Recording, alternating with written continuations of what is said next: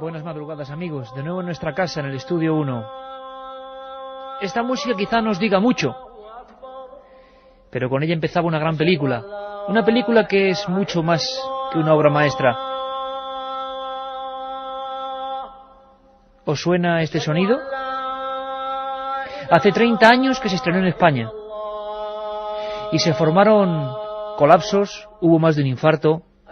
Se produjo una repercusión que hoy es imposible analizar.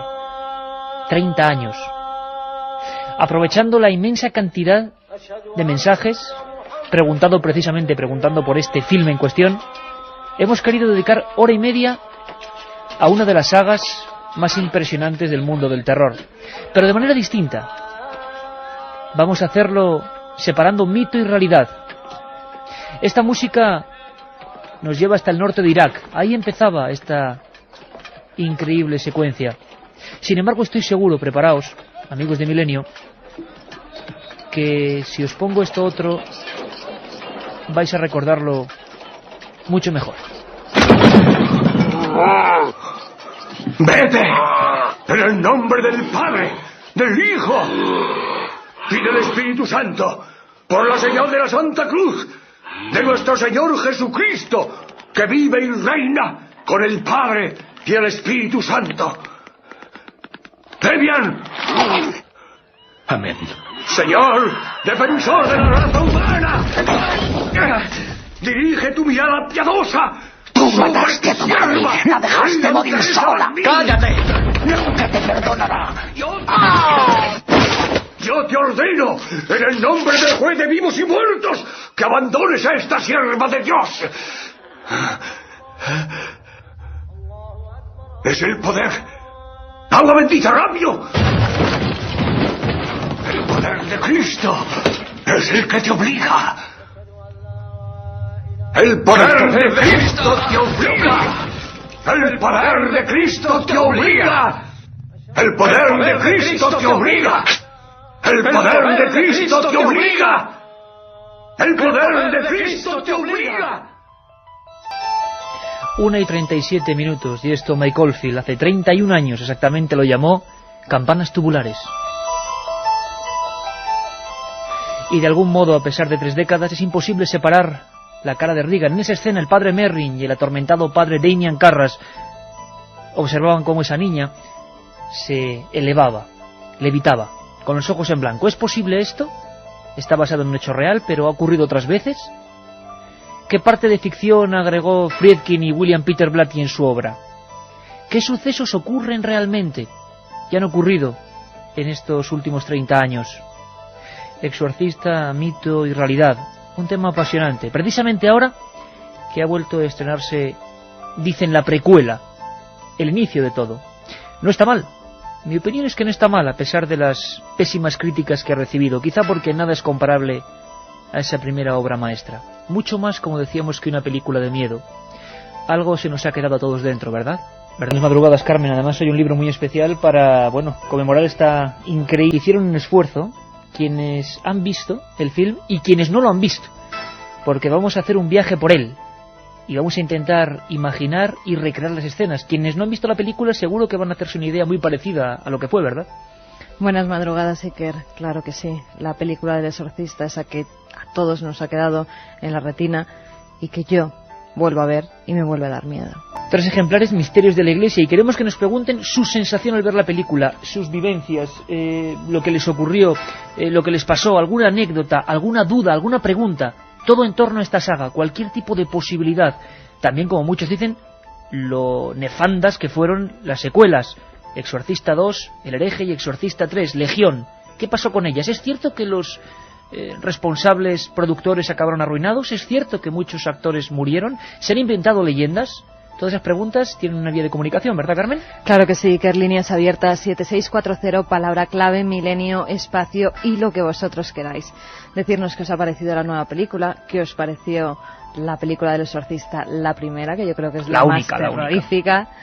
Y bueno, si conocéis algún caso de posesión por vuestras ciudades, por vuestros pueblos, si os han contado alguna leyenda en torno a los endemoniados. Hoy tengo que decirlo, son las 2 menos 20, creo que estamos fuera de cualquier franja.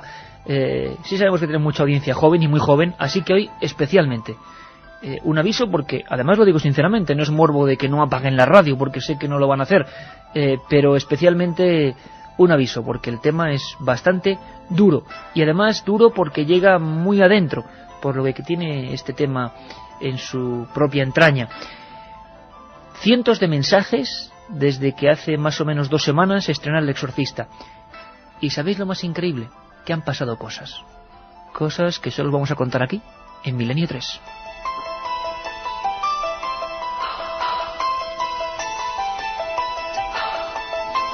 Ha ocurrido algo en Calatayud, Carmen, y dábamos, noticia de ello hace 7 días. Bueno, no, mejor dicho, el domingo de madrugada, dando noticias. De nuevo la película del Exorcista generando pues muchos amargores, ¿no? 30 años después, un extraño accidente, ¿no? Pues sí, que al parecer, mientras se reponía en televisión española lo que era la película del Exorcista, la primera parte, en una casa de Calatayud a la que han llamado Casa Azul. Al parecer se empezaron a resquebrajar las paredes, hubo una especie de movimiento del suelo. ¿Por qué no nos lo cuenta mejor la directora, ni más ni menos que de Radio Calatayud, en la cadena SER, nuestra compañera Silvia Lacárcel? Ella, ha seguido todo lo que ha pasado, porque, claro, en Calatayud no se ha hablado de otra cosa. No una coincidencia, ni 2, 3 coincidencias, 3 socavones, 3 aperturas de la tierra, 3 edificios que, siendo el mismo, en 3 ocasiones diversas han venido abajo, y siempre una misma película. Vamos a escuchar, si te parece, Carmen, en la voz de nuestra compañera Silvia, Radio Calatayud, lo que ocurrió hace 1 año en esa casa. Muy buenas noches. La historia que les vamos a contar es una muestra de que muchas veces la realidad puede llegar incluso a superar la ficción. La protagonizan lamentablemente varios vecinos, 52 vecinos de lo que ahora conocemos aquí como la Casa Azul de Calatayud. El pasado miércoles, la noche del miércoles al jueves, del 10 al 11 de noviembre, se cumplió 1 año desde que comenzó la pesadilla para estos vecinos. Era una noche de domingo, se agotaba el fin de semana y se disfrutaban de esas últimas horas en algunas casas como la de Carlos Bizanzay viendo la televisión. Ponían en la 1 la película del Exorcista. Pues se veía la televisión con el estado propio de una situación como esa, con la tensión y el nervio, pero conscientes de que es ficción. Sin embargo, de repente, las paredes se empiezan a resquebrajar, las paredes de la casa de Carlos y de 52 familias más. Se empiezan a escuchar sonidos que proceden de las vigas, se sintieron movimientos en la estructura del edificio y se desnivelaron, por ejemplo, los marcos de las puertas. En ese momento la realidad y la película se confunden, nadie sabe qué está pasando, pero algo está ocurriendo. Se alerta al resto de los vecinos, se desaloja el inmueble y cuando todos están en la calle a la puerta de la Casa Azul, la tierra se hunde y se abre una enorme sima.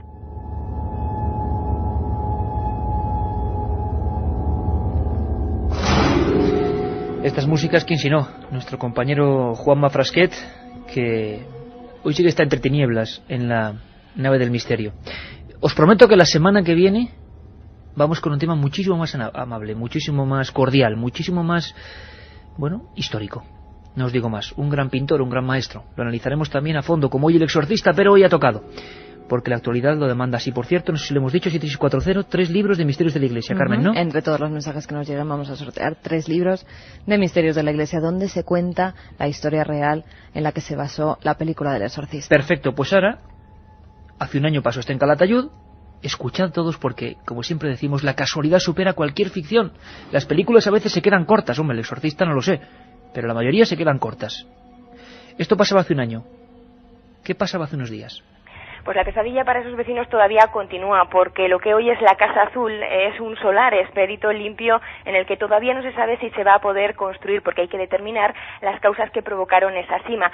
Se apunta al arrastre de tierras por el nivel freático del río Jalón, que está justo al lado de la vivienda, o también al mal estado de la red de aguas de ese punto. En las cercanías, a pocos metros de esa Casa Azul, el primer domingo de este mes de noviembre, es decir, hace unos días, se producía una avería en la red de agua que hacía que reventase el asfalto, saltasen las baldosas, que fuera grande el estruendo y que de nuevo, casualmente, se estaba proyectando la película del Exorcista. Casualidades parecen ser, pero desde luego llama la atención, no solo por lo que de penoso tiene la situación que estos vecinos están viviendo, sino porque es algo que puede volver a repetirse. Lo que no sabemos es si el Exorcista estará todavía en cartelera o si volverán a reponerla en televisión. La otra realidad. Fenómenos extraños. Milenio 3. En la SER. 1:46, 6,7, si fuera 6,6 grados ya me iba a asustar, porque antes le he mandado a Katia Rocha, nuestra productora, justamente a por ese disco a la fonoteca, que en la nuestra privada se había rayado, y le he mandado por el célebre Tubular Bells de Mike Oldfield, y se ha asustado la chiquilla porque justo era 666. Es que no hay otra manera, ¿eh? Con el Exorcista no hay otra manera. 1:46, os digo, vamos a conectar con Calatayud. Carlos Pastelli, buenas noches. Hola, buenas noches, ¿qué tal? Oye, Carlos, bueno, imagino que mal, ¿no? Porque después de que te ocurra una cosa como estas, uno tiene que estar con el ánimo, bueno, pues un poco tocado, ¿no? Hombre, pues la verdad que sí, porque date cuenta que de buenas a primeras te quedas sin casa. ¿Qué ocurrió? ¿Cómo lo recuerdas, la noche o el día de autos? Hombre, pues es un día que dudo que se me olvide, ¿no? Pues nada, pues simplemente estábamos mi mujer y yo viendo la película del Exorcista, que ya de hecho nos daba un poco de reparo verla, porque a mí esa película me marcó un poco, ¿no?, de pequeño, ¿no?, y yo creo que a todos. Y mi mujer la verdad es que tiene miedo de esas películas también. Entonces estábamos viendo la película y no sé si eran las 12 y pico, la 1 de la noche cuando terminó, y nosotros pues apagamos la televisión, cambiamos de cadena para desconectar un poco de la película, y fue cuando empezamos a escuchar ruidos. O sea, ya bajamos la tele, la apagamos y empezamos a escuchar ruidos en el pasillo. Imagino que ese momento además es una inquietud que seguro que tú asocias a lo que estabas viendo en la película. Exactamente, claro. O sea, yo desconocía lo que después iba a pasar en mi casa. Yo asociaba el acabar de ver la película, pues te puedes imaginar.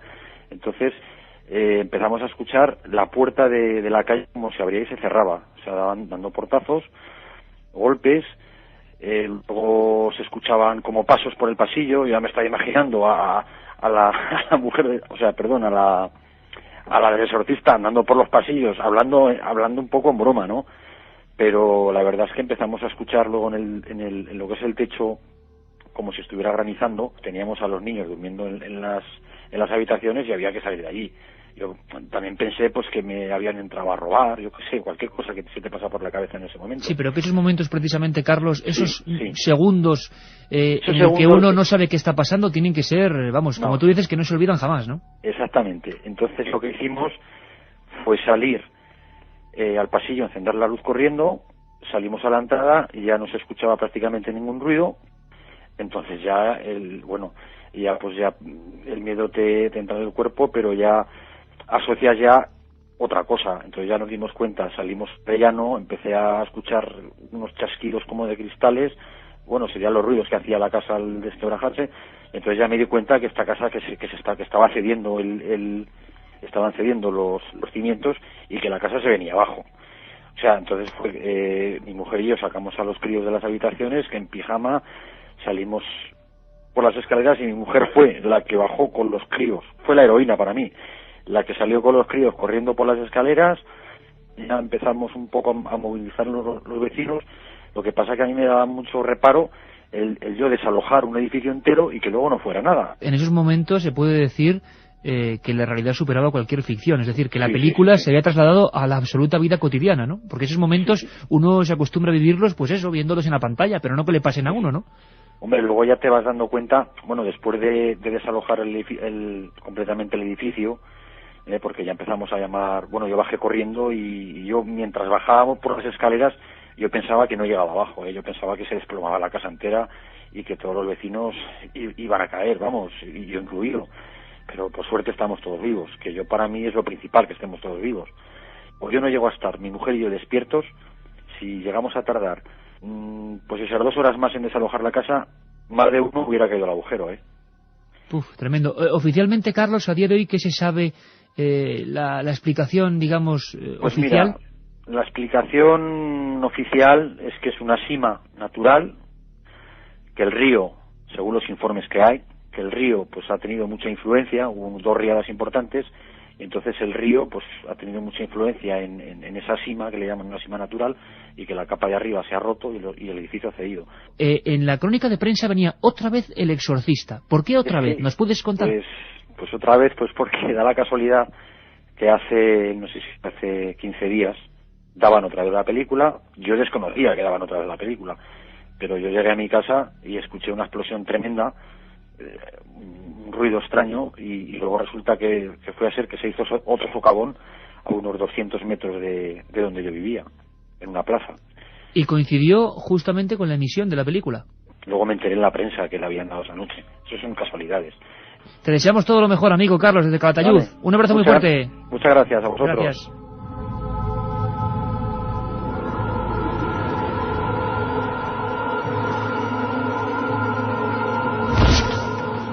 Milenio 3 en la SER. Mensajes que nos llegan al 7640, ya sabéis, palabra clave, milenio, y que nos hablan de casualidades, como la que nos contaba ahora mismo, de la Casa Azul. Antonio desde Granada nos dice: he visto la película, pero todavía no la he podido ver en mi casa, porque cuando la hemos intentado poner se ha ido la luz. ¿Coincidencia? Creo que no. Iván desde Sevilla: vi El Exorcista y al irme a trabajar tuve un accidente. ¿Casualidad o puede haber algo paranormal? Creo que vamos a empezar a coger un dossier de casualidades, como ha pasado con otros programas en los que la interactividad con vosotros es fundamental. 7640, porque estoy seguro que hoy vamos a conocer muchas más cosas de cómo ha vivido la gente individualmente esta película. Hola, Iker, Carmen y compañía. Cuando se estrenó en España, mi madre fue a verla embarazada de mi hermano. Se tuvo que salir de la sala a la mitad porque estaba fatal. A mi madre le pasó lo mismo, embarazada de mí. Tal vez a mí se me quedó esa obsesión. Soy de Villafranca de los Barros, Badajoz. En el siglo XIII se le practicó un exorcismo a una niña que hablaba varios idiomas, entre ellos arameo. Creo, si es la historia que yo conozco, es otra. Y es en el siglo XVII, la pude publicar e investigar, y era una niña que efectivamente habló en latín. Antonia Batista. Su diagnóstico, por los jueces y los 2 alcaldes que tenía en aquella época Villafranca de los Barros, un lugar importantísimo a nivel inquisitorial, fue, junto a su madre, endemoniada. Yo la vi con 8 años y tuve pesadillas mucho tiempo. No me quitaba a la dichosa cría de la cabeza. Hoy día la veo y no duermo. Me pasa lo mismo. Bueno, queremos vuestra información constante. Vamos a estudiar entre todos, vamos a ponernos la pantalla del cine de la mente, que es la más impresionante que hay, y vamos a disfrutar, si es posible. Le preguntábamos a Javier Ocaña, que es redactor de la magnífica revista Cinemanía, redactor jefe, sobre esta precuela. Qué curioso el término, no secuela, sino que ahora la 4ª parte es la primera. ¿Cómo es esta película? ¿Por qué se ha hecho? ¿Qué ha pasado? La película de la saga en la que, en lugar de seguir adelante con la historia, lo que hacen es volver atrás. En la primera película, en la famosa El Exorcista de William Friedkin, había un pasaje en el que el padre Merrin, que era el de los 2 curas que había, el cura viejo, que interpretaba a Max von Sydow, decía que había tenido una primera experiencia con el diablo en África, cuando él era joven. Entonces, ese pasaje, que apenas se menciona, dura 1 minuto o así en la película, es el que han aprovechado para hacer una cosa que se llama precuela, o que es un palabra, digamos, que se ha institucionalizado en el mundo del cine, que es para hablar, en lugar de una secuela, una precuela, o sea, anterior en el tiempo. Y han pasado cosas. Yo voy a contar una que se me quedó muy adentro y que tiene que ver con este programa, pero vamos a saber, sin desentrañar por supuesto la historia. Se habla de África, de cultos precristianos en África, y de eso vamos a hablar en la segunda parte y mucho con Nacho Ares. ¿Es posible? ¿Pudo haber iglesias enterradas en África justo en el inicio del cristianismo o es una aberración? ¿Qué sabemos de este exorcista? El comienzo, Carmen. Desde que se estrenó en España ha recaudado 763.288 euros. No está nada mal. Y ha sido visionada por 151.301 espectadores. Hay distribuidas 294 copias en toda España. En su primer fin de semana la cinta recaudó 18,2 millones de dólares, superando al otro gran thriller de la temporada, Aliens contra Predator. Hubo muchas dificultades para elegir al director, pero al final se eligió a John Frankenheimer, que un mes antes de morir abandonó el proyecto de Exorcist, The Beginning, que era como la iba a llamar. En su día también le ofrecieron dirigir la primera parte de la saga y lo rechazó. Más tarde se puso... le ofrecieron también la primera, en vez de a William Friedkin. Qué curioso. Más tarde empezaron a buscar otros directores, incluso rodaron una película entera, que era la de Exorcista, pero a los productores no les gustó cómo había quedado, y al fin cogieron al director Renny Harlin. Después de comenzar a rodar en Roma, este director fue atropellado por un camión y quedó muy mal herido. Tuvieron que operarle de una pierna, donde le insertaron 14 clavos, y el resto del rodaje lo tuvo que dirigir caminando con muletas.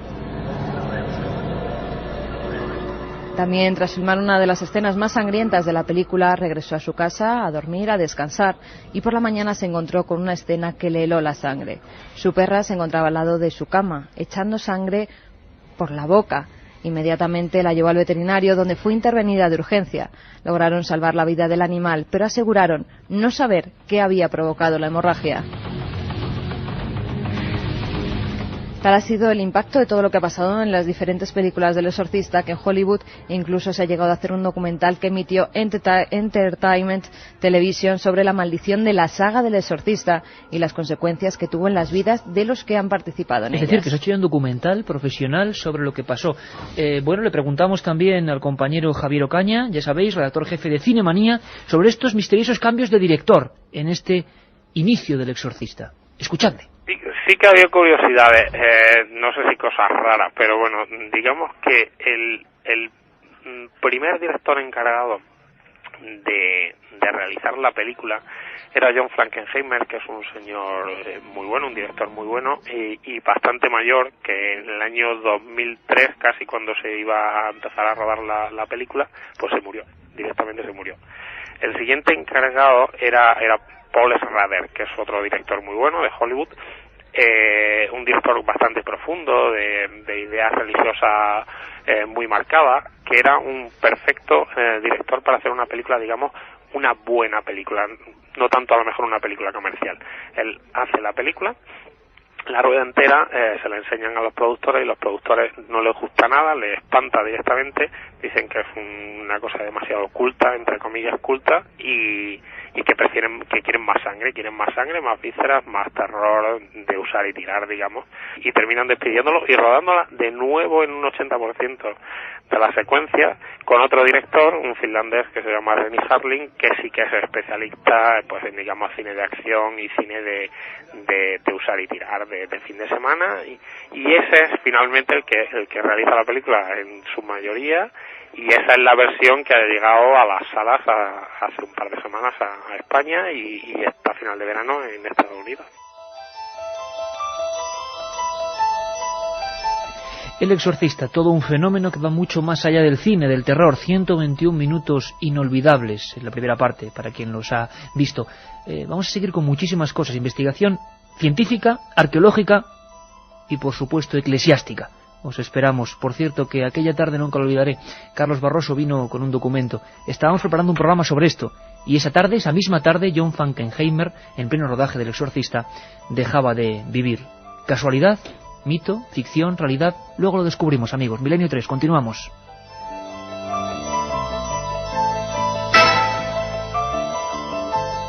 Milenio 3. Si quieres viajar a lo desconocido, no dejes de leer El Archivo del Misterio, de Iker Jiménez.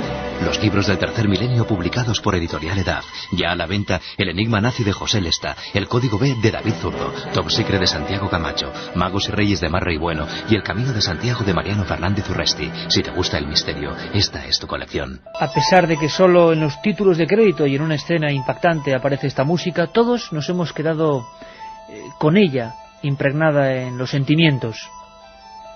Parece mentira, pero siempre que se vuelve a escuchar hay un raro mimetismo. Recordamos escenas de aquella película que en España fue censurada previamente, o por lo menos mantenida congelada hasta varios meses después. Se estrenó en 1974.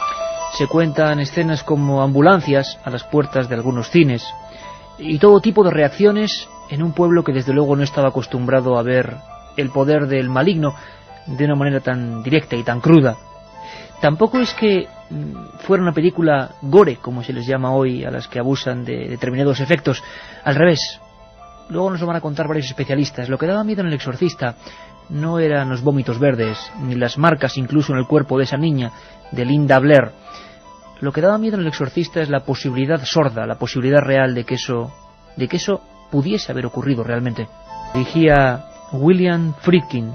Estaba basada en un hecho real y a la vez en un libro que se llamaba El Exorcista y que ya de alguna manera representaba eso, un hombre maduro, un hombre ajado por el tiempo y por sus batallas antiguas con Satanás, un hombre que según la leyenda siempre iba acompañado de un maletín tan negro como su traje y que se paraba delante de una lujosa casa. En esa casa estaba pasando algo. Así se iniciaba El Exorcista. Mensajes que nos siguen llegando, ese 7640, palabra clave milenio, y es que esta película, la primera parte, ha impactado a mucha gente. Tony nos dice: yo vi El Exorcista por primera vez con 6 años y desde entonces tengo tal trauma que cada vez que veo algo de la película no puedo evitar el pánico. Soy José de Alumitrán. ¿Es cierto que en realidad no fue una niña sino un niño el poseído? Lo vamos a descubrir. José de Ponferrada nos dice: ¿es cierto que hubo accidentes en el equipo durante el rodaje de la película o es solo marketing? Preguntas que irán teniendo respuesta a lo largo de esta hora que nos queda de eso, del Exorcista. Otro amigo que nos escribe y nos dice: en la escena en la que el cura sale de la Universidad de Georgetown, aparece junto a él una joven rubia con una carpeta como extra. Esa chica fue la novia de mi padre. Juanma Frasquet, que se ha quedado con la misma cara. Parecemos los dos exorcizados en este momento, porque yo también me he quedado igual. Es la magia de la radio y de la interactividad. Ocurren cosas como esta y estoy seguro que van a pasar muchas más. Por cierto que esta precuela, el inicio, empezaba con el atormentado padre Merrin. Recordáis la primera escena, ¿verdad? Esa escena en Irak, esa escena donde se desentierra una figurilla que fue real y que tuvo su misterio que vamos a contar, el Pazuzu, una especie de deidad del mundo mesopotámico absolutamente diabólica, y además era una deidad a la que le daban prebendas para que no, sacase su furia a relucir. Hablamos de África, hablamos de cultos cristianos antiquísimos. ¿Es posible? ¿Esta historia está basada en hechos reales? La de un exorcista que viene de unas excavaciones y donde se encuentra fenómenos que van más allá de la casualidad. Le preguntábamos al director y buen amigo de este programa y autor de La Historia Perdida, Nacho Ares, director de la revista Arqueología. ¿Qué puede haber de cierto? ¿Qué cristianismo perdido hubo en esas latitudes donde el padre Merrin en la ficción se encontró con esa especie de figurilla? Le escuchamos muy atentamente. Los primeros cristianos que llegaron al Valle del Nilo, que en su mayoría eran grandes eremitas, como Bernardo Pacomio, etcétera, son personas que lo que hacen es adoptar las tradiciones egipcias a ese nuevo cristianismo y en muchos casos ofreciendo una visión un tanto heterodoxa de la ortodoxia que finalmente reflejaría la propia religión cristiana o luego la católica, ortodoxa, etcétera. Precisamente los documentos que aparecen en Nag Hammadi en la década de 1940 hacen referencia precisamente a eso, a esos primeros cristianos que lo único que hacían era beber de fuentes precristianas, en muchos casos de fuentes religiosas propiamente faraónicas, de tradiciones incluso algunas de ellas babilonias, tradiciones próximo orientales en definitiva, que dan quizás ese perfil mucho más exacto de lo que era el origen del cristianismo en esos primeros años de desarrollo.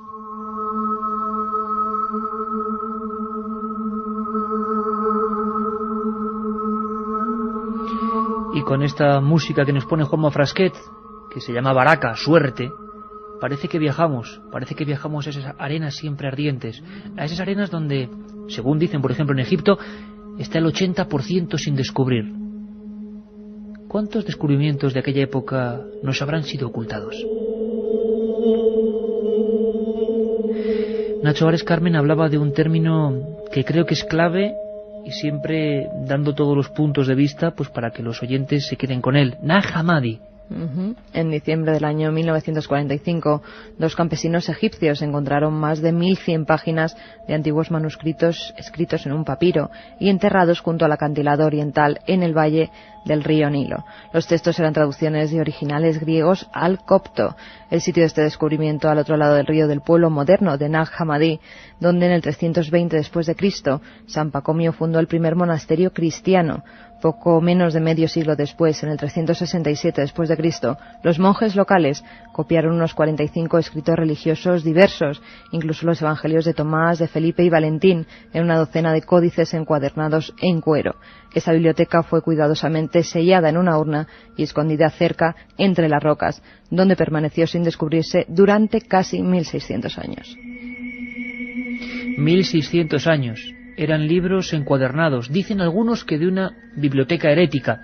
También hay una historia que algún día contaremos de sangre con esos libros, de más de un crimen.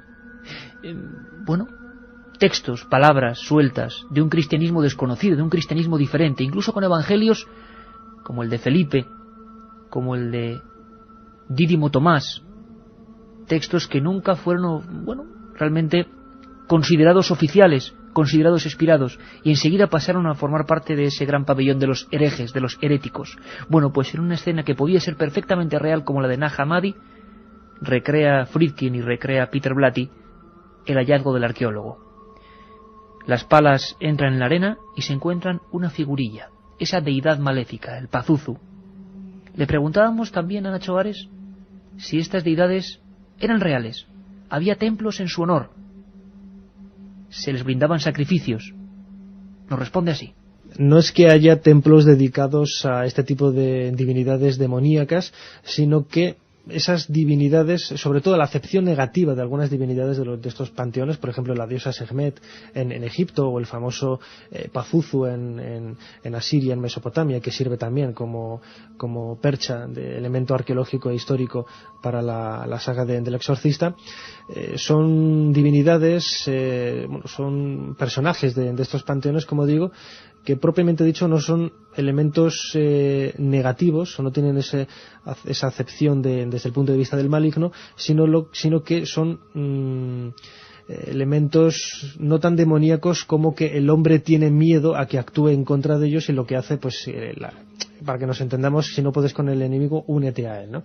Es quizás la mejor manera de definir, por ejemplo, todas las ofrendas que se hacían a la diosa Sekhmet, la diosa leona en el antiguo Egipto, pues para aplacar la violencia de esta leona. No es que fuera una diosa maligna ni nada similar. Sí que hay textos religiosos que nos hablan de quizás de algunos actos en contra de la humanidad, siempre justificados anteriormente por actos negativos realizados por los hombres, y con ello lo que se quería pues eso es apaciguar un poco la acción negativa que pudiera ejercer sobre las personas Sekhmet. Con el Pazuzu igual, para que no atacara por medio de enfermedades o por medio de vientos malignos, etcétera. Lo que se hace es aplacar la posible energía negativa de esta divinidad, de este geniecillo, por medio de amuletos, por medio de ofrendas, por medio de rituales, para de esta manera sentirse un poco más vinculado, como decía ahora, a estas divinidades maléficas, pero no en el sentido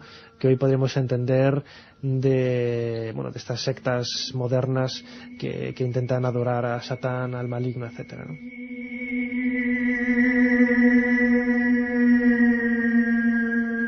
Milenio 3.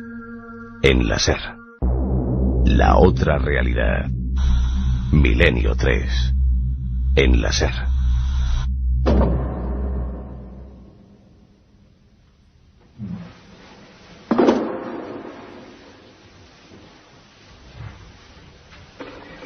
Director William Friedkin, guión de William Peter Blatty, autor de la famosa novela que fue un bestseller un par de años antes. Música de George Crumb. Oscar al mejor guión adaptado en 1973 y varias nominaciones al Oscar: mejor actriz de reparto, mejor actor de reparto, mejor director, mejor actriz, Oscar mejor película, 1973. Y un montón de curiosidades, de cosas extrañas, tan extrañas como que en muchos países se censuraran diversas partes. Algunas escenas eran realmente fuertes, como esa en la que la niña Regan, protagonista indiscutible de esta historia, Linda Blair, baja por las escaleras echando sangre por la boca como una araña. No llegó a España hasta 25 años después. El inicio real no era en Irak. Había un par de escenas casi subliminales, hay mucha información subliminal en esta película que vamos a analizar, y se eliminaron. El director de la película mítica, William Friedkin, comentaba así el inicio de toda esta historia. En esta nueva versión se comienza con dos nuevas escenas. Una muestra el exterior de la casa de McNeil, Chris McNeil, situada en los alrededores de Georgetown, donde se filmó el film. En ella, él y su hija estaban dando una vuelta a los alrededores de su bonita casa de Georgetown, en la esquina del 36 de Prospect en Georgetown. Y en esta escena aparecen unas sombras mostrando una virgen en este campus de Georgetown. Así que el punto exacto de posicionamiento de estas dos escenas muestran que hay dos lugares desde los que son atacados por el demonio: la iglesia y la casa, la gente en la casa y la que está en la iglesia.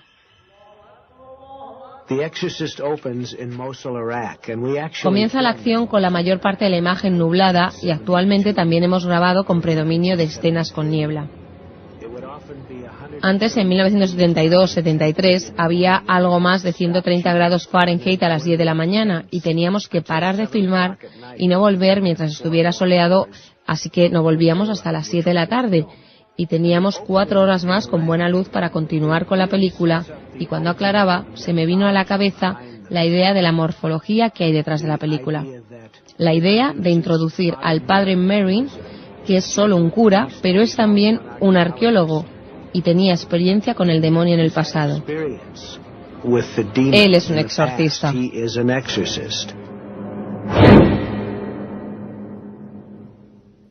Carmen, exorcista. En España tenemos personas absolutamente expertas en el tema del rituale romanum. No estamos hablando de fantasías, y en alguna ocasión en Milenio 3 hemos escuchado a los exorcistas españoles.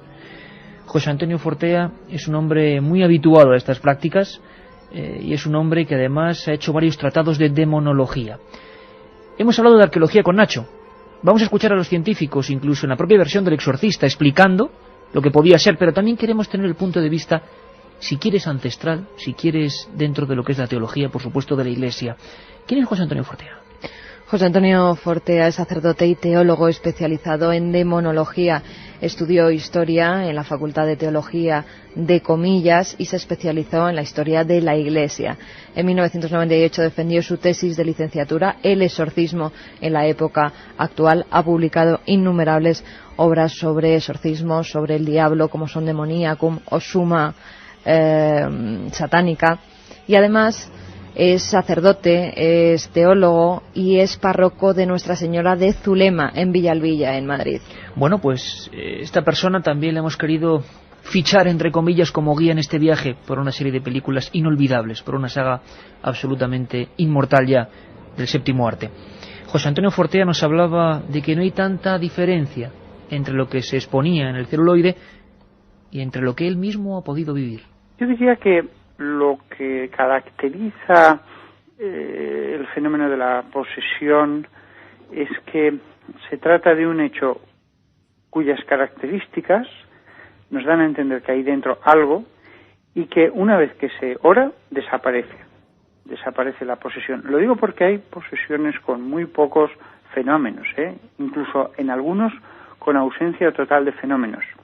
Lo que pasa es que el origen en el tiempo coincide con un hecho esotérico y los rasgos que presenta nos hace pensar que hay algo. Pero las hay muy encubiertas y con demonios muy ocultos y demonios mudos incluso. Después hay casos, pocos, que son pues una manifestación del despliegue del poder del demonio pues muy sobresaliente. Hay todo tipo de casos, todo tipo de casos. Desde luego la película famosa, El exorcista, la primera de todas, yo diría que lo único que no es fiel a la realidad es el que le cambien el color y le cambien el color de los ojos. Eso no ocurre.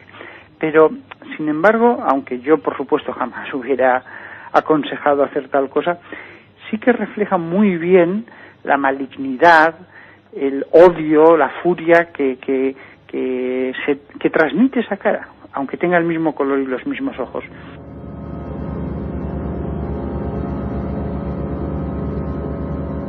Milenio 3.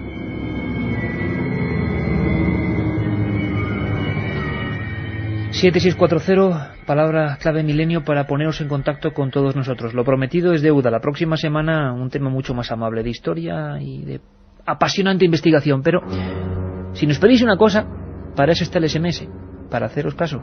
Este programa es tan vuestro o más vuestro que nuestro incluso. Y queremos ir punto por punto con El Exorcista. La película está mucho mejor hecha de lo que pensábamos. Ocurre como con el fenómeno literario El Código da Vinci, que todo el mundo dice, caramba, qué guiño al lector, qué documento, esto es verdad. Podemos hacer lo mismo con esta película.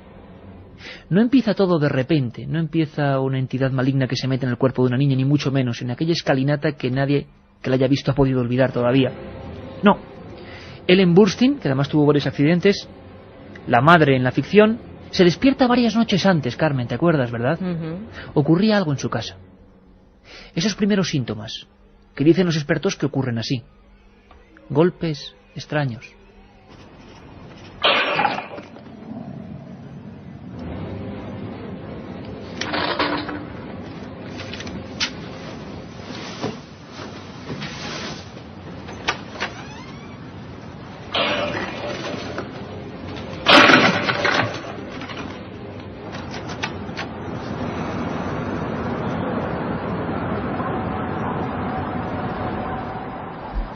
Golpes extraños, golpes misteriosos, raps según la fenomenología paranormal.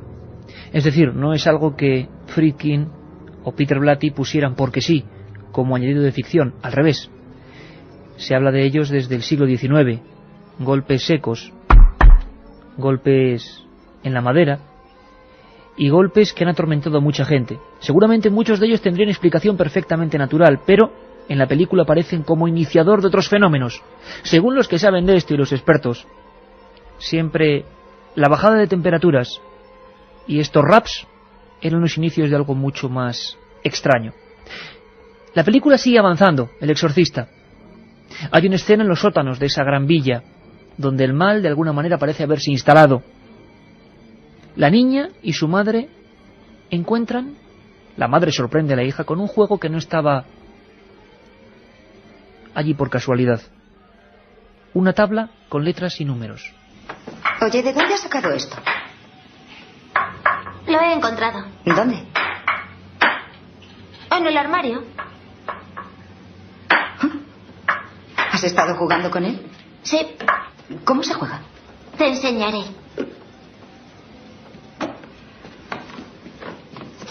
Un momento, hacen falta dos. ¿Qué va? Yo siempre juego sola.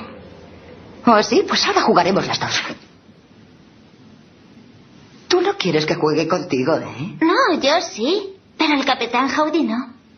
¿El Capitán qué? El Capitán Howdy. ¿Quién es el Capitán Howdy? Yo hago las preguntas y él me da las respuestas.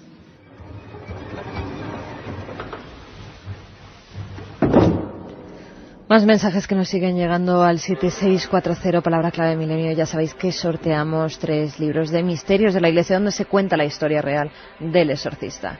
Cuando vi la película en el cine, casualidad o no, se cortó la película y estuvimos 5 minutos a oscuras, nos decía un amigo.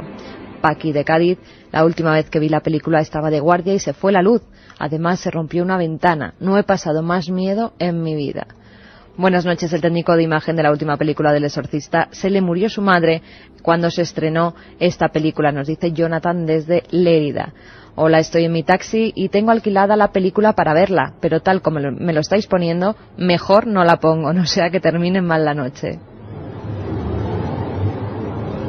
Hablamos de la Ouija como elemento que aparece, nada es casual, en las primeras escenas del Exorcista, en esa casa. Esa niña y su madre, recién separada. Ambas se ponen delante de una especie de pequeño artefacto. No es el vaso típico, es una cosa que luego vamos a descubrir que se llamaba planchette. La Ouija, brevemente, para quien no lo sepa, aunque yo creo que lo sabe todo el mundo, pero para poner los puntos sobre las íes. El nombre de Ouija viene del francés oui y del alemán ja, que significa sí en ambas lenguas. Se trata de una tabla de madera en la que están escritas las letras del alfabeto en la zona central, sí en la parte de arriba a la izquierda y no a la derecha. También hay una serie de números del 0 al 9 y la palabra adiós. Los antiguos egipcios utilizaban un instrumento similar para ponerse en contacto con sus antepasados. Se trataba de un anillo atado a un hilo que bailaba sobre un tablero en el que se disponían diversos símbolos con los que se suponía deletreaban sus mensajes a los muertos. Qué interesante, esto yo no lo conocía, fíjate, Carmen. También se dice que ya Pitágoras, en el año 540 a.C., usaba un objeto parecido cuando se reunía con algunas personas, en los que una tabla mística que se movía con ruedas hacía signos que el filósofo interpretaba a sus alumnos, asegurándoles que se trataba de revelaciones que le daban los muertos. La tabla, a la que también se llamó el telégrafo de los muertos, fue inventada por William e Isaac Fuld, que la comenzaron a fabricar en 1889. Durante las 2 guerras mundiales fue muy utilizada por las mujeres que habían perdido a sus maridos en combate. Es en 1966 cuando la empresa fabricante de juguetes estadounidenses Parker Brothers compró los derechos del tablero. Desde entonces se calcula que han vendido en América y Europa más de 25 millones. Que desde luego no es poca cosa. Sin embargo, Carmen, en la película El Exorcista no se utilizaba, como conocemos, una moneda o un vaso, se utilizaba algo que tenía ruedas. ¿Sabemos el nombre de este artilugio? Sí, el nombre es planchet. Fue el método anterior a la ouija que se utilizaba presuntamente para contactar con los muertos. Se trataba de una pequeña canasta con un lápiz atravesado con el que el médium, después de concentrarse, hacía de mediador de los espíritus de sus fallecidos y escribía el mensaje que estos le transmitían. Este instrumento evolucionó convirtiéndose en lo que hoy día se conoce como planchet, que es la palabra francesa que significa pequeña tabla. Se trata de una tablilla de madera con forma de corazón y sobre ella se dispone ese mismo lápiz para escribir los mensajes que en teoría transmiten los muertos. Y como en el caso del exorcista, y siempre, por supuesto, que nos entienda hablando de cosas supuestas. Aquí nadie defiende que esos sean espíritus, ni mucho menos. Pero el juego está ahí y ha provocado el fenómeno social que ha provocado. Eso nadie lo puede negar. Esa cosa, sea ficción, sea cuestión mental, sea extraña realidad, en el caso del exorcista está muy bien llevada, porque no es ese lápiz, sino una versión B o 2.0, se puede decir así hoy en día, en plan moderno y digital. En vez de lápiz, había un agujero, y entonces la letra que quedaba reflejada a través de ese agujero, que a veces tenía incluso un pequeño cristal, era la letra que supuestamente llegaba desde el otro mundo. El padre Fortea, José Antonio Fortea, autor de esos tratados de demonología, tiene claro que la ouija, tal y como ocurre en la película, es una vía de acceso. Le escuchamos y, como siempre, que cada uno opine. Sin duda, sin duda. No es exagerado decir que podemos esperar incluso una plaga de posesiones. Porque cuando se hace ouija, espiritismo, santería afrocubana, ritos de la New Age, cualquier tipo de magia, de hechizo, siempre que se invoquen espíritus, pueden venir.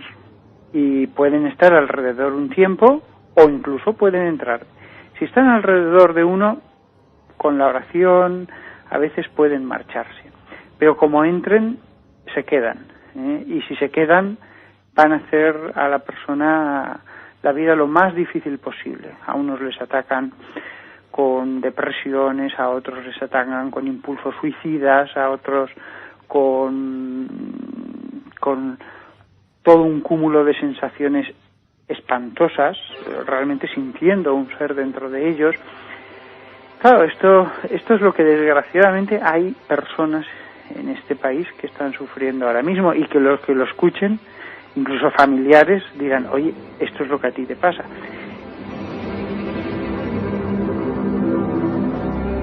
En esa película, como un torrente de acontecimientos perfectamente programados, tras un buen estudio de estos fenómenos, empiezan a surgir cosas. ¿Quién no se acuerda de esta escena? La madre se despierta por un telefonazo. Es la madrugada. Por ejemplo, a las 2:32, como ahora. Se gira y está su hija al lado. Su hija no ha querido dormir en su propio cuarto. ¿Qué estás haciendo aquí? Mi cama se movía. No podía dormir. Cariño.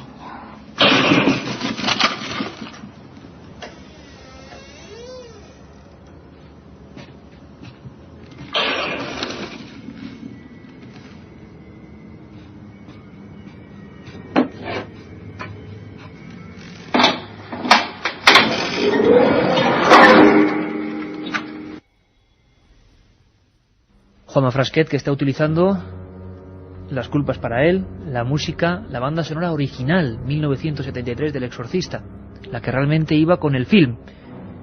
Y desde luego la música no le va a la zaga a la filmación. Ellen Burstyn, Max von Sydow, Lee Ji-koo, Kit Winn, Jack McGowan, fallecido, Jason Miller, su hijo decapitado, Linda Blair, Byton Heeman, Peter Merston, Gina Petruska, Robert Simons, Arthur Stock, Titus Bandis, Ron Faber, un montón de nombres, de técnicos, de actores, de maquilladores, de iluminadores que jamás olvidarán esa película. ¿Qué ocurrió después? ¿Cuál fue el siguiente fenómeno? La gente recuerda la transformación terrorífica de esa niña, pero es que quizá lo más interesante transcurre antes, poco a poco. Todo perfectamente analizado. La madre llega, abre la puerta y otro fenómeno que puede ocurrir según la parapsicología tradicional. El llamado poltergeist, duende burlón, duende ruidoso, que se estudió científicamente en casos como el de Rosenheim, en Alemania. Una cama baila sola. ¿Sale la mancha, Willy? Sí, creo que sí. Bien.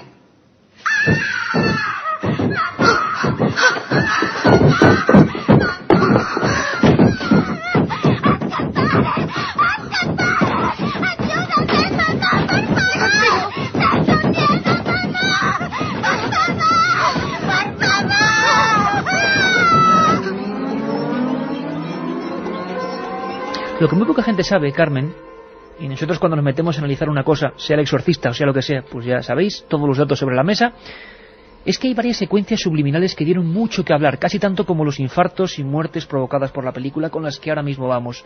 Secuencias subliminales, minutos y segundos concretos. Cuando en 1973, Iker, como decías, se estrena esa película, en el cine se producen escenas que no ha podido conseguir ningún otro film de terror. Gente que se desmayaba impresionada por esas escenas, ataques de histeria en plena sala de cine, desmayos, infartos e incluso abortos. Años más tarde se supo que William Friedkin había insertado en algunos fotogramas imágenes y sonidos subliminales. En el minuto 31 y medio, cuando Regan está siendo auscultada por el médico, durante 3 frames, que son esas secuencias, esas pequeñas secuencias, aparece una máscara, la del Capitán Howie, un personaje que la niña menciona, como hemos oído antes, al principio de la película mientras jugaba con la Ouija.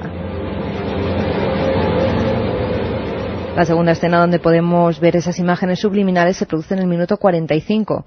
Aparecen durante milésimas de segundo de nuevo la cara demoníaca del Capitán Howie y del demonio Pazuzu.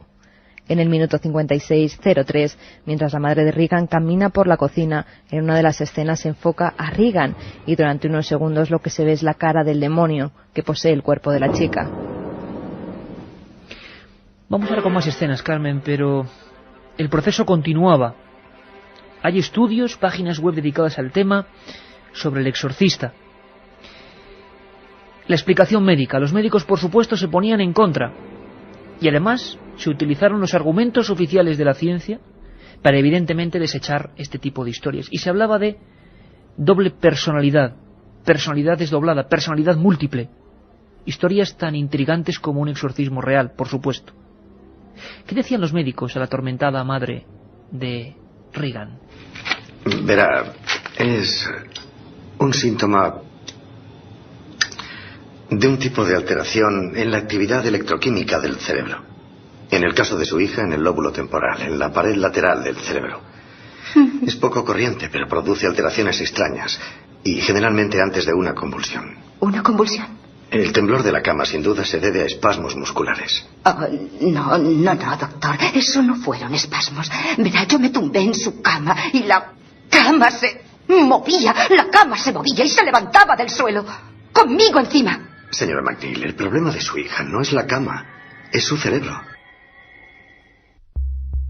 Milenio 3, con Iker Jiménez, en la cadena SER.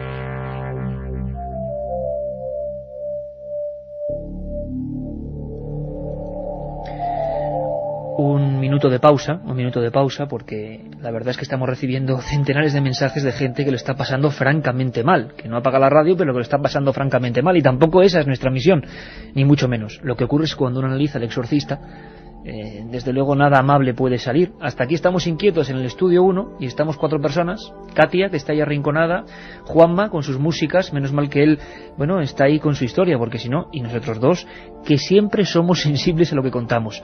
Así que, Carmen, damos una pequeña noticia, descongestionamos un poco el tema y luego continuamos. Porque Pues hay una cita importante para todos los amigos. Una cita, efectivamente. El próximo jueves todos los oyentes que quieran asistir pueden hacerlo a la nueva presentación del libro de Iker Jiménez, La noche del miedo. Se va a presentar en el Palacio de Congresos de la Castellana a las 7:30 de la tarde. Jueves 18 de noviembre. Presentación de La noche del miedo.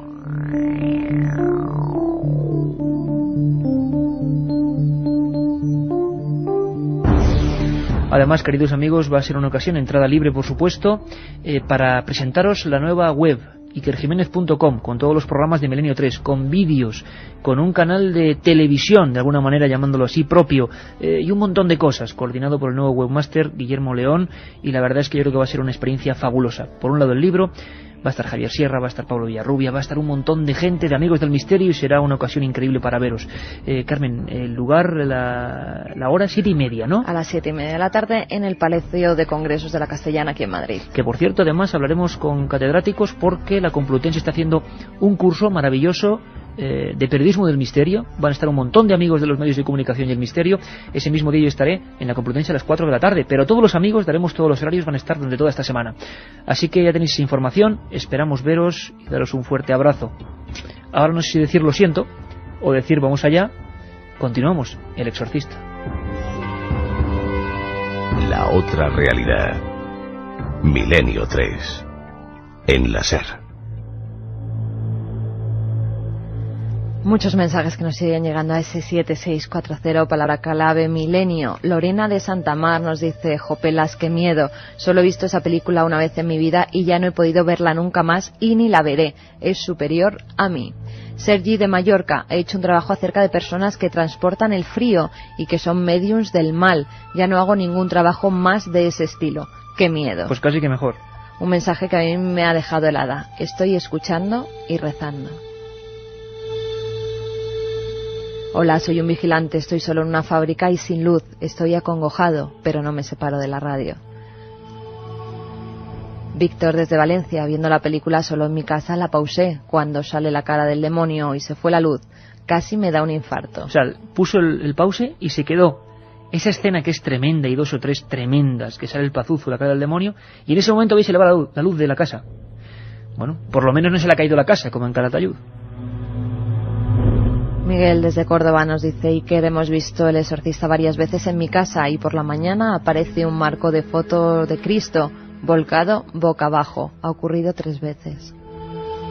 Hay algo que es superior a todo. Yo lo digo muchas veces, y quizá porque me viene de familia mi relación con el mundo del arte y demás, acostumbrado a ver. Cuando uno ve una pieza, por ejemplo, que es auténtica, aunque no es ningún experto, pero verdad, Carmen, que eso lo hemos vivido muchas veces, cuando uno ve una pieza de estas románicas terribles, tremendas, yo creo que las imágenes y las obras de arte y las obras de arte del ser humano tienen una reacción muy especial que podemos captar, y eso todavía no está, yo creo, muy comprobado científicamente, y igual no se puede llevar al laboratorio, pero es como cuando uno ve, no solo en el arte, yo recuerdo, tú te acuerdas en París, por ejemplo, unos muñecos de vudú, siempre te ponen unos muy espectaculares y como que no te dicen nada, y yo me acuerdo de uno allí en Las Pulgas en París, que era un niño con un cuerno de cabra en la cabeza.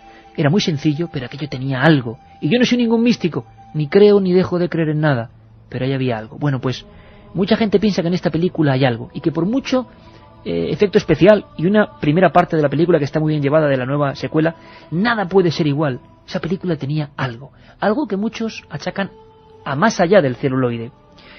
¿Sabes cómo lo menciona Fortea? Malignidad.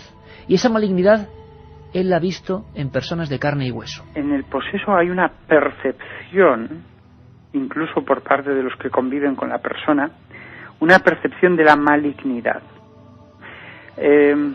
Por ejemplo, hay una risa, que es la risa del demonio. Y una vez que uno la escucha, no la olvida nunca. Es una risa que hiela la sangre. Incluso la misma mirada. Uno ve la mirada de muchas personas perturbadas, y es la mirada de personas perturbadas. Pero cuando el demonio te mira directamente, yo cuántas veces lo he escuchado, e incluso lo he experimentado, literalmente te recorre un escalofrío desde la coronilla hasta la planta de los pies y se te erizan los pelos. Hay una percepción, hay algo más, lo mismo que también hay animales que perciben la presencia de que hay algo, pues también en estos casos los familiares saben muy bien que lo que hay allí no es una enfermedad.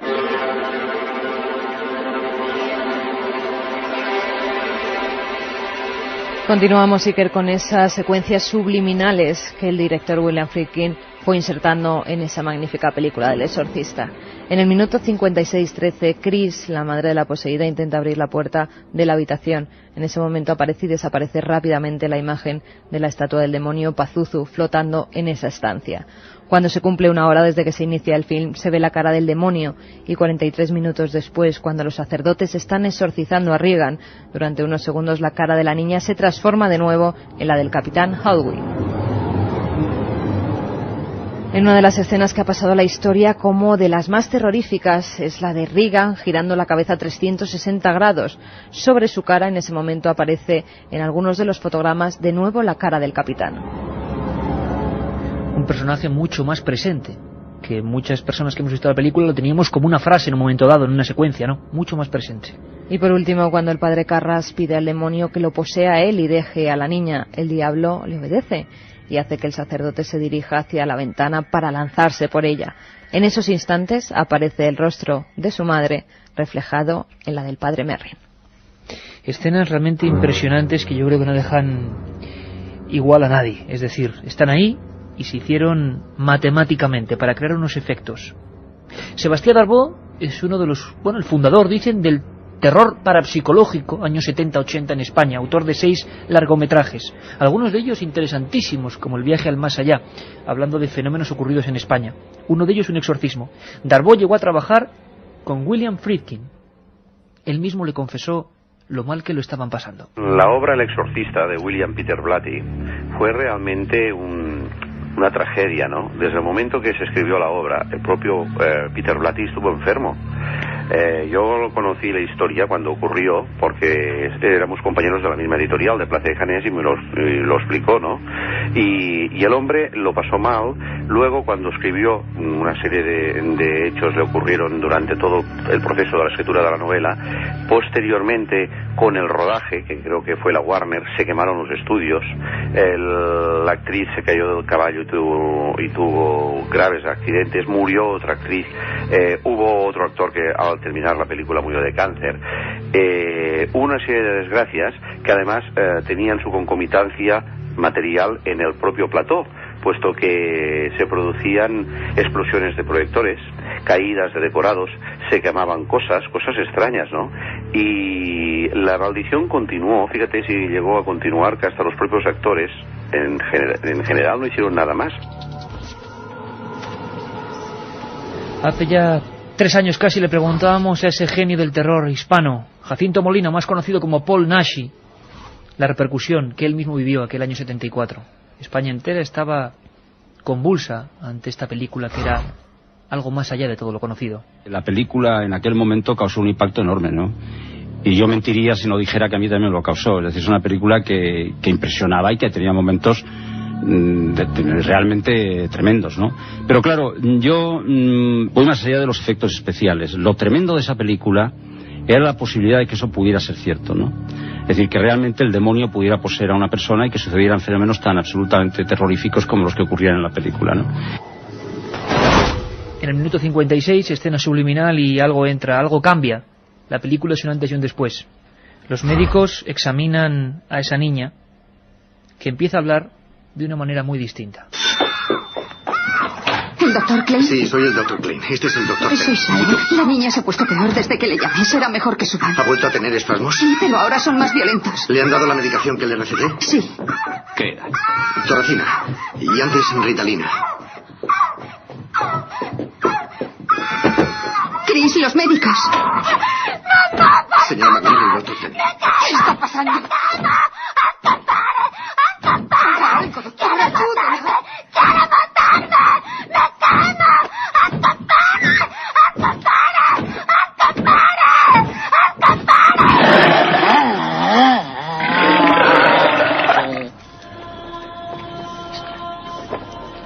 Ahí desde luego empezaba otra historia bien distinta y que todos conocemos. Escuchad atentamente este fragmento porque a mitad de la película alguien muere en la ficción. Jack McGowan es ese borrachín que aparecía, director de cine, que aparece desnucado. Lo asombroso es que murió así y tuvo que hacerse esa ficción acoplándose a la realidad. Murió desnucado. Vamos a escucharle. Hola, Jack, pasa. Supongo que ya lo sabes. ¿Saber qué? Veo que no. Barack ha muerto. Debía estar borracho. Se ha caído por las escaleras de ahí fuera, las que dan a la calle M. Se ha roto el cuello. ¡Oh, Dios!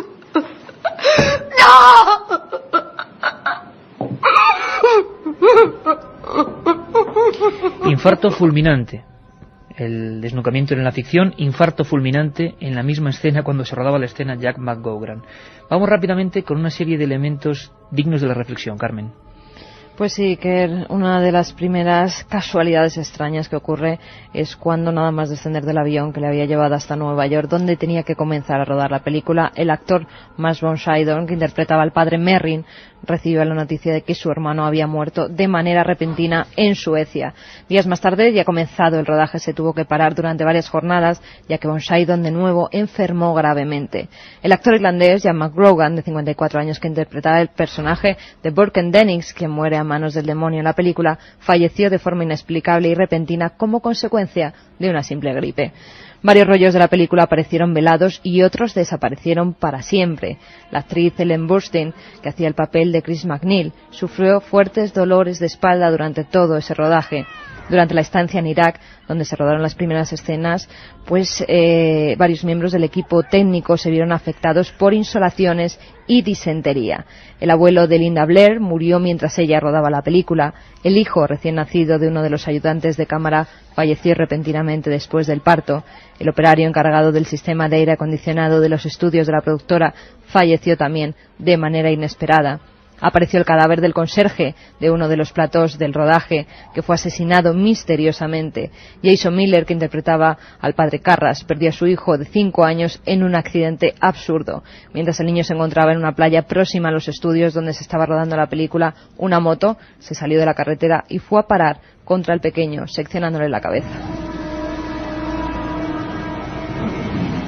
William Friedkin Iker sufrió además numerosas amenazas por parte de grupos satánicos, al igual que Linda Blair, que llegó a recibir amenazas de muerte, por lo que la Warner Bros. Tomó medidas protegiéndola con guardaespaldas durante 6 meses después del estreno. Incluso hay momentos en que se utilizan elementos reales del exorcismo como la xenoglosia, la capacidad de hablar lenguas que no se conocen. Vamos a ver una escena que lo expresaba magníficamente.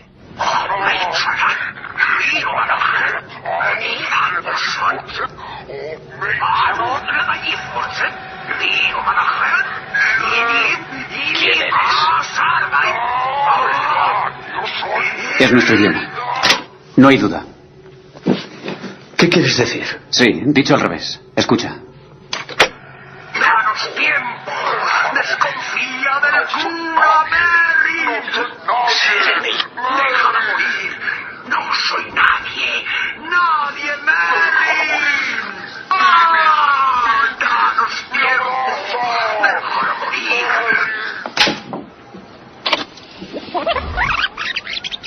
Y siguieron las casualidades. Tras la premier de la versión teatral en el Teatro de la Comedia de Londres, tuvo que aplazarse la obra por un inesperado trance. Mary Ure, su actriz principal, fallecía esa misma noche y en extrañas circunstancias en la habitación de su hotel. Esa misma mañana los periódicos hacían la crítica de la obra, diciendo que Ure había estado espectacular en su papel de endemoniada y que verdaderamente parecía estar poseída. La muerte de Mary Ure, que puede ser consultada en cualquier enciclopedia de cine. La extraña muerte, siempre revolviendo como estos cuervos negros el mundo del exorcista. Una de las escenas más terribles es cuando el padre Carras, Damian Carras, también acabó bastante mal el hombre a nivel de actor, se acerca junto con la criada de la casa. Hay un frío total, toda la temperatura ha bajado, se aproximan a la tripa y, como ocurrió en el caso real, Carmen, dermografías, palabras en la piel. Help me, ayúdame. Así lo sentíamos en el cine. No quiero que Chris vea esto. ¿Qué ha pasado? ¿Qué ocurre?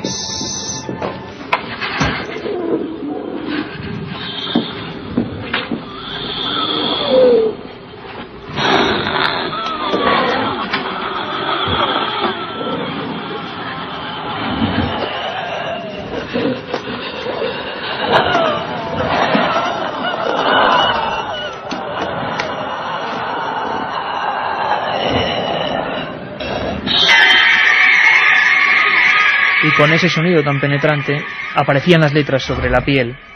Otra escena importante para saber hasta qué punto está bien documentada y mucho más real de lo que parece esta película es cuando los obispos, junto con Damian Carras, hacen todo el proceso burocrático para el exorcismo. No es nada fácil, hay que hacer toda una serie de instancias. Así ocurrían en el celuloide. ¿Cree que el caso es auténtico? No lo sé. No, supongo que no. Pero he llegado a la conclusión de que sí reúne las condiciones establecidas en el ritual.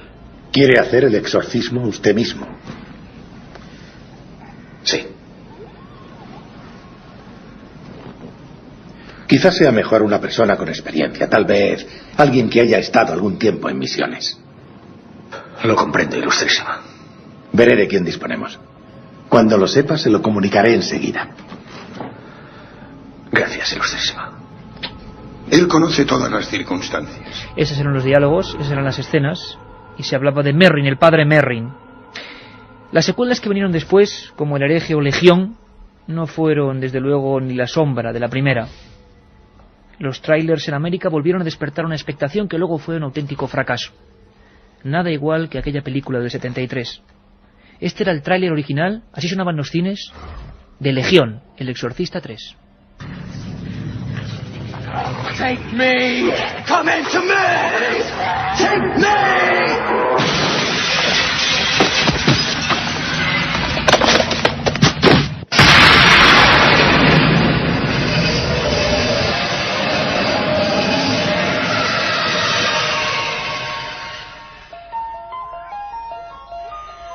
Morgan Creek proudly presents The Exorcist 3 Legion. Curada. Sí, iba a ir a dormir a casa, pero creo que me voy a casa de mis papás a dormir. 3 ganadores, Misterios de la Iglesia. Bueno, el primero de ellos se llama Luis, dice que los textos de Nag Hammadi fueron la clave en las líneas heterodoxas de pensamiento del exorcista. Carras oficia misa con una sotana que tiene una cruz templaria. Interesante. Otro oyente que ha ganado es Gema. Dice, cada vez que veo esta película me da el mismo miedo, pero siempre es diferente a las demás. No me creo que pueda desencadenar fenómenos. Yo creo que es más bien por la carga emocional que supone. Pudiera ser, pero es muy interesante lo de que cada visionado, cada versión que uno ve en su cerebro es completamente distinta. Elena de Madrid, por último, nos dice que si le da tanto miedo, ¿por qué es incapaz de quitarlo, dejar de verla o por qué la atrae tanto? El mundo del misterio, el mundo de lo sobrenatural que nos engancha porque en el fondo estamos llenos de dudas, ¿no? Y de interrogantes. Fíjate, nos llegaba un mensaje que nos decía: Esteban, buenas noches, estoy solo en mi casa de campo y al escuchar un ruido he abierto la puerta. Había unas huellas, ¿sabéis de qué eran? Sí, de chivo. Manolo de Córdoba, no llego a entender de qué sirve al demonio poseer a una persona, ¿me tenéis? Acongojado. Y bueno, es que nadie dice que sea el demonio, eso lo dice la Iglesia. Dogma de fe, para quien crea en ese concepto concreto del mal, del demonio. Yo desde luego creo que el mal existe, eso desde luego, sea cual sea la capa o el disfraz que se ponga. Pero cada religión, cada cultura tiene el suyo. La ciencia diría que no, que hay partes del cerebro que siguen sin explorar y que también, de alguna manera, sacan el demonio que todos llevamos dentro. Yo vi El Exorcista y no me pasó nada, ninguna de esas cosas raras. Es más, nació mi sobrina el mismo día. Bueno, pues no tiene nada que ver, por supuesto, y mucha suerte para la sobrina, claro que sí. Para nosotros los musulmanes o musulmanes vemos esa película muy distinta, pues solo es poseído por el demonio Idris, alguien perverso, nunca inocente. Cristina de Barcelona, hola amigos, yo tenía un gato y recuerdo que viendo la primera parte de la película el gato salió fuera y desapareció, se fue. ¿Fue casualidad? Bueno, habría que ver la historia de los animales y sus sentimientos con esa especie de sensibilidad tan especial respecto a la película, porque sería una buena prueba, curiosa. El de sonido me tiene enferma, me da más miedo que los relatos. Más de una vez Otro piropo para Juanma. Más de una vez he pegado un tirón del cable de la radio. Felicidades por el programa. Pues si le veis la cara con la que disfruta, otro oyente nos dice, Milenio 3, consultar el manual del exorcista de 1715, ir a la biblioteca de Tui. Bueno, no hace falta porque Carmen lo tiene, ese ritual es romano. Tengo 2 rituales romanos. Por cierto, preguntan mucho por la segunda parte de Misterios de la Iglesia, que para cuándo, ¿eh? Bueno, estoy en ello. Estoy solo en cocheras, aparcando el bus y enfrente del cementerio. Voy a salir corriendo, nos dice Antonio desde Madrid. Con el último mensaje, Katy, acabamos. Pues Javi de Ibaco dice que está solo en casa corrigiendo exámenes, que no sabe qué nota les va a poner porque está tan asustado oyendo cantidad de ruidos que hay en su casa y no se entera muy bien de lo que lee. Bueno, la próxima semana un tema totalmente distinto, un genio del Renacimiento, una historia del arte y del misterio, pero hoy fue El Exorcista. Hace, amigos, 30 largos años. Parece que fue ayer, ¿verdad? Un abrazo.